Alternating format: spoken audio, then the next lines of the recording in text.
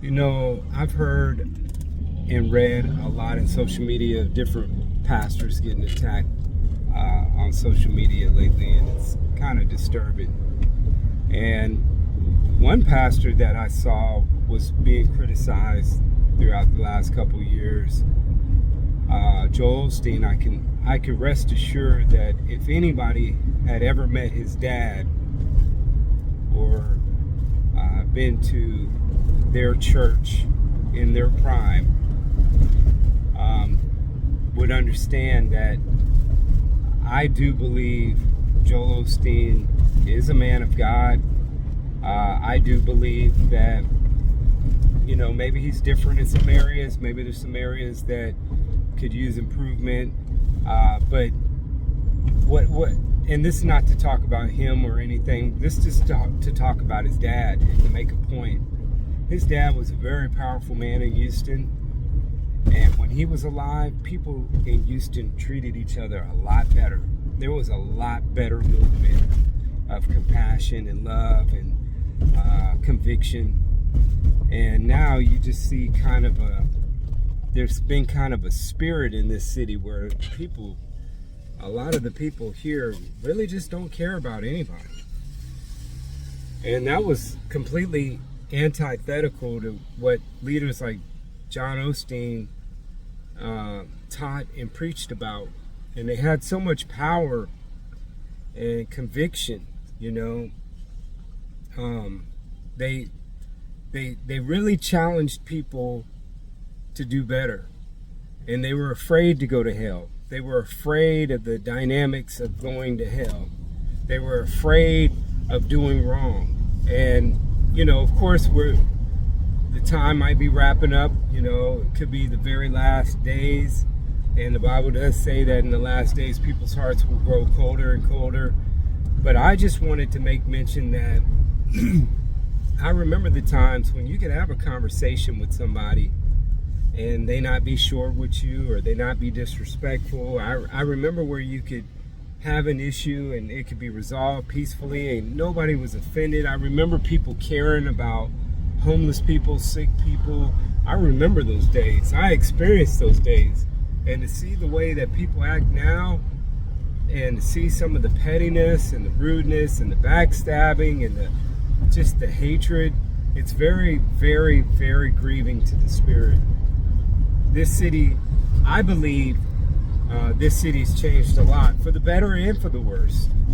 You know, there used to be so much good things happening and people really wanting to make a difference for this city. And lately it's been, you know, my experience has been, it's been very hectic, very stressful, you know, very hard to deal with people. Have to walk on eggshells, can't really converse with a lot of people. It's not the same, you know. And I don't think when a man comes from great leadership like that, I find it hard for him not to be saved. I find it hard for him not to have a good heart and really care about people. And there's been a lot of people attacking T.D. Jakes, and lately on social media. I remember T.D. Jakes in his prime, man. That was one of the most powerful men I've ever met in my life. And T.D. Jakes, he harnessed it. He was able to harness a power that you knew it was God. There was no questioning. There was no ifs, ands, or buts. And I still think that T.D. Jakes is a very powerful man of God. I don't like seeing believers attack other believers on social media like that. I'm not going to say it's not the work of the Lord. I don't know, but I don't think so. I don't think God will start a work and use a man on that level of greatness just to try to shame him and bring him down to. I don't believe that. I don't believe that. I believe if God had God will defend his name for his name's sake and defend the man that he's used to do powerful things before he'll let people go ahead and bring that person down. And that's why you got to be very careful about who you judge, because you don't know what level that person is in their faith or with God. You don't know what sacrifices they've done for people. Even if they've done a lot of wrong things, you don't know the traumas that person has been through. You really don't. You don't know what kind of sacrifices.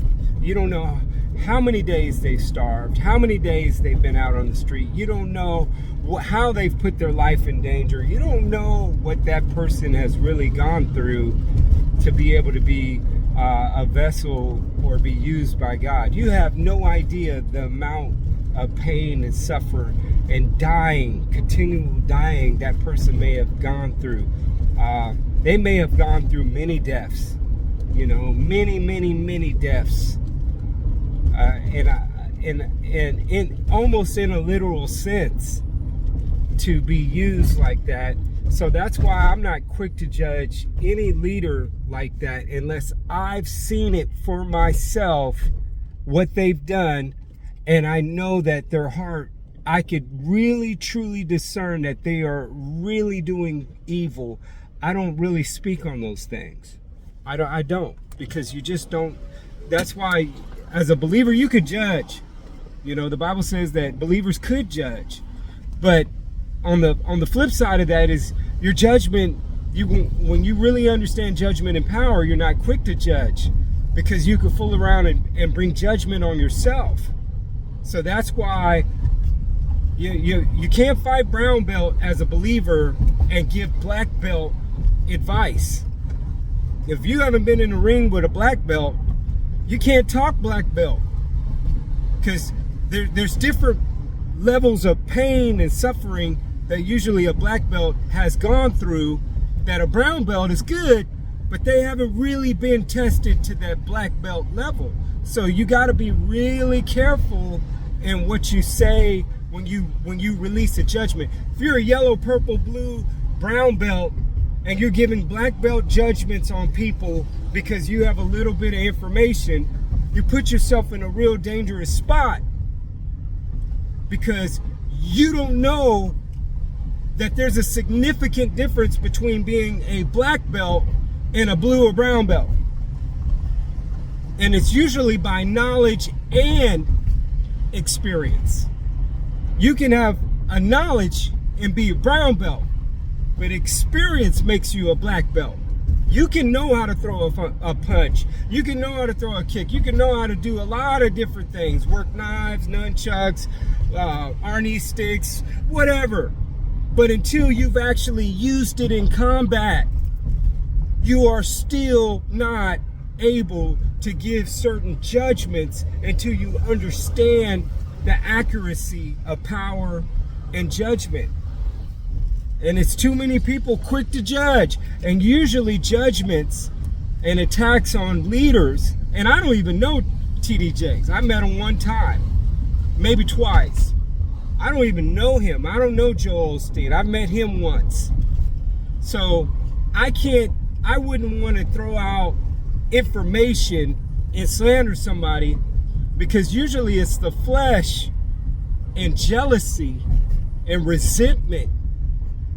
People always like to see people fall. But see, that hatred is almost like a guarantee you'll never achieve much in your life or what you really desire, because of your jealousy. People want to see leaders like T.D. Jakes. Well, pray for him. Pray for the man. People want to see leaders like Joel Osteen. Well, hey, use the energy and pray for him. If they got Ferraris, Lamborghinis, it don't even matter. Whatever, you pray for them. Because it's selfishness or not being able to achieve things and not being blessed or not feeling like you've reached your success that will cause somebody to attack successful leaders. Don't hate on the man because he's successful.